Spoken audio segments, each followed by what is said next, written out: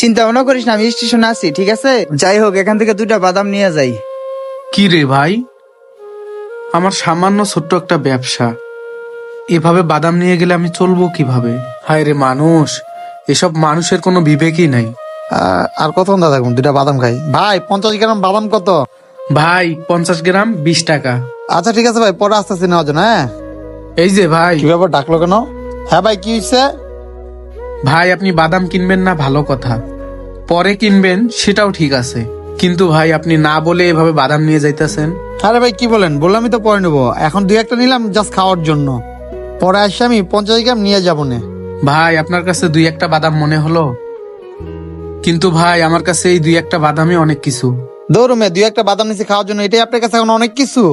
বাদাম খারাপ না ভালো ওইটা দেখতে হবে না তাই? আর আমি নেবো 50 গ্রাম, কয়েকটা খায়া টেস্ট করতেছি। ভাই টেস্ট করবেন ভালো কথা, কিন্তু একটা বাদাম খেয়েও তো টেস্ট করা যায়। কিন্তু আপনি যতগুলা নিছেন এতগুলার দাম তো প্রায় 10 টাকা, আর আপনি তো 10 টাকার বাদামই নিয়ে যাইতেছেন।